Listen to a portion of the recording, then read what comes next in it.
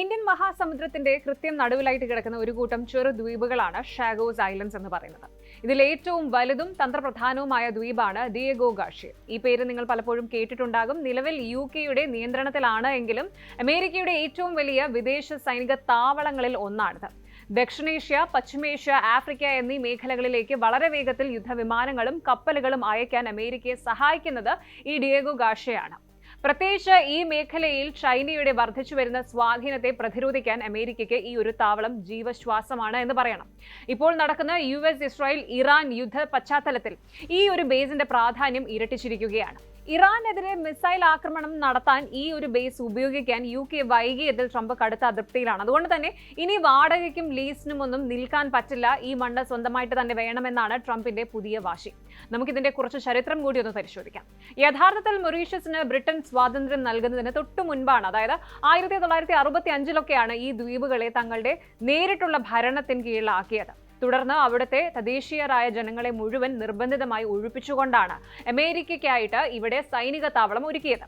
സ്വന്തം മണ്ണിൽ നിന്ന് ആട്ടിയോടിക്കപ്പെട്ട ആ പാവം ജനങ്ങൾ ഇന്നും നീതിക്കായിട്ട് അലയുകയാണ്. വർഷങ്ങളായിട്ട് മൗറീഷ്യസ് ഈ ദ്വീപിനായിട്ട് അന്താരാഷ്ട്ര കോടതികളിൽ നിയമപോരാട്ടം നടത്തി വരികയായിരുന്നു. ഒടുവിൽ നീണ്ട ചർച്ചകൾക്കൊടുവിലാണ് ബ്രിട്ടീഷ് പ്രധാനമന്ത്രി കെയർ സ്റ്റാമർ മൗറീഷ്യസുമായിട്ട് ഒരു ധാരണയിലെത്തിയത്. അതനുസരിച്ച് ഷാഗോസ് ദ്വീപുകളുടെ പരമാധികാരം ബ്രിട്ടൻ മൗറീഷ്യസിന് കൈമാറും.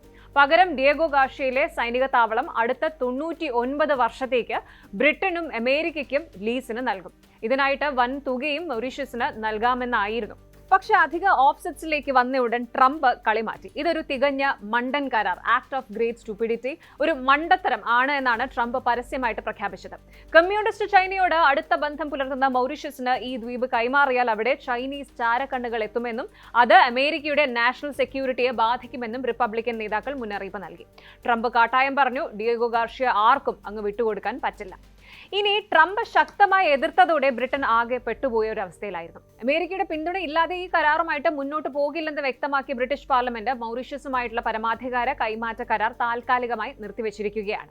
ഇവിടെയാണ് ട്രംപിന്റെ പുതിയ ട്വിസ്റ്റ് വരുന്നത്. US treasury secretary Scott Bessent മുന്നോട്ട് വെച്ച ഒരു പുതിയ പ്ലാൻ ഇപ്പോൾ വൈറ്റ് ഹൗസിന്റെ പരിഗണനയിലാണ്. അതായത് പ്ലാൻ ഇങ്ങനെയാണ്: ബ്രിട്ടൻ ആദ്യം മൗറീഷ്യസുമായിട്ടുള്ള പരമാധികാര കരാർ പൂർത്തിയാകട്ടെ, അതോടെ ദ്വീപിന്റെ പൂർണ്ണ അവകാശം മൗറീഷ്യസിന് കിട്ടും. തൊട്ടു പിന്നാലെ ബ്രിട്ടനെ പൂർണ്ണമായിട്ട് ഒഴിവാക്കി അമേരിക്ക നേരിട്ട് മൗറീഷ്യസുമായിട്ട് ചർച്ച നടത്തും. എന്നിട്ട് വൻ തുക കൊടുത്ത് ആ ഒരു ദ്വീപ് അപ്പാടെ അമേരിക്ക അങ്ങ് വിലയ്ക്ക് വാങ്ങും.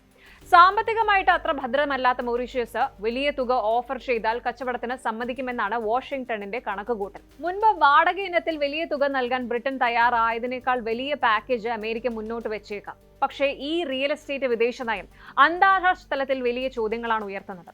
21ാം നൂറ്റാണ്ടിലും രാജ്യങ്ങളുടെ പരമാധികാരവും ഭൂമിയും പണം കൊടുത്ത് വാങ്ങാമെന്ന ചിന്ത ജനാധിപത്യ മൂല്യങ്ങൾക്ക് ചേർന്നതാണോ എന്നാണ് പലരും ചോദിക്കുന്നത്. മുൻപ് ഗ്രീൻലാൻഡിന്റെ കാര്യത്തിൽ ഡെൻമാർക്ക് ട്രംപിന്റെ മുഖത്തടിച്ചതുപോലെയാണ് മറുപടി നൽകിയത്. എന്നാൽ മൊറീഷ്യസിന് മേൽ അമേരിക്കൻ സമ്മർദ്ദം ശക്തമാണ്. ബ്രിട്ടനകത്തും ഇത് വലിയ രാഷ്ട്രീയ പുകിലുണ്ടാക്കുന്നുണ്ട്. സ്വന്തം അധീനതയിലുള്ള ഒരു പ്രദേശം മറ്റൊരു രാജ്യത്തിന്, അത് അമേരിക്കയാണെങ്കിൽ പോലും, വിട്ടുകൊടുക്കുന്നത് ബ്രിട്ടന്റെ അന്തസ്സിന് തിരിച്ചടിയാണ് എന്നൊരു വിഭാഗം വാദിക്കുന്നുണ്ട്. അതേസമയം ചൈനയുടെ കടന്നുകയറ്റം തടയാൻ ട്രംപിന്റെ ഈ വിലയ്ക്ക് വാങ്ങൽ തന്ത്രമാണ് നല്ലതെന്ന് കരുതുന്നവരും UK-യിലുണ്ട്. ഇന്ത്യൻ മഹാസമുദ്രത്തിലെ ഈ വൻ ശക്തികളുടെ ചതുരംഗക്കളി ഇന്ത്യയെയും ബാധിക്കുന്ന ഒന്നാണ്. കാരണം നമ്മുടെ തൊട്ടടുത്താണ് ഈ സൈനിക നീക്കങ്ങൾ നടക്കുന്നത്. വരും മാസങ്ങളിൽ US-ഉം UK-യും മൊറീഷ്യസും തമ്മിൽ നടത്തുന്ന ചർച്ചകൾ ആഗോള രാഷ്ട്രീയത്തിന്റെ തന്നെ ഗതി നിർണ്ണയിക്കും. വൻ ശക്തികളുടെ ഈ കച്ചവട കണ്ണുകൾക്ക് മുന്നിൽ ചെറിയ രാജ്യങ്ങളുടെ പരമാധികാരവും സ്വന്തം മണ്ണിൽ നിന്ന് ആട്ടിയോടിക്കപ്പെട്ട ഷാഗോസ് ജനതയുടെ അവകാശങ്ങളും സംരക്ഷിക്കപ്പെടുമോ, അതോ പണക്കൊഴുപ്പിൽ ഭൂപടങ്ങൾ വീണ്ടും തിരുത്തി എഴുതപ്പെടുമോ? കണ്ടു തന്നെ അറിയണം. കൂടുതൽ വാർത്തകൾക്ക് News 18 Keralam YouTube channel subscribe ചെയ്യുക.